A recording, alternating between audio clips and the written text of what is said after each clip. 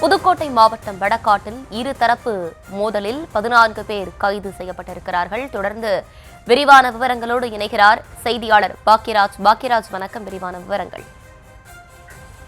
வணக்கம். புதுக்கோட்டை மாவட்டம் வடகாட்டில் நேற்று இரவு இருதரப்பு இடையே ஏற்பட்ட மோதலில் ஒரு காவலர் உட்பட 17 பேர் காயமடைந்ததோடு ஒரு தரப்பை சேர்ந்தவரின் வீடு இருசக்கர வாகனங்கள் எரிக்கப்பட்டதோடு ஒரு அரசு பேருந்து மற்றும் போலீஸ் ஜீப் கண்ணாடியும் உடைக்கப்பட்டது. உடனடியாக மாவட்ட காவல் கண்காணிப்பாளர் அபிஷேக் குப்தா தலைமையிலான போலீசார் வடகாட்டில் குவிக்கப்பட்டு கலவரத்தை கட்டுக்குள் கொண்டு வந்தனர்.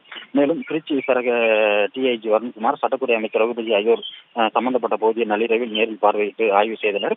இந்த நிலையில் இந்த மோதல் சம்பவம் தொடர்பாக 14 பேரை வடகாடு போலீசார் கைது செய்து விசாரணை மேற்கொண்டு வருகின்றனர். இதில் ஒரு தரப்பை சேர்ந்த 11 பேரும் மற்றொரு தரப்பை சேர்ந்த ஒருவரும் கைது செய்யப்பட்டுள்ளதாக போலீசார் தரப்பில் தெரிவிக்கப்பட்டுள்ளது. மேலும் இந்த வடகாடு பகுதியில் ஒரு பரபரப்பான சூழல் நீடிக்கும் நிலையில் போலீசார் வடகாடு பகுதி முழுவதுமாக தங்கள் கட்டுப்பாட்டுக்குள் கொண்டு முழுவதுமாக சோதனை மேற்கொண்டு வருகின்றனர்.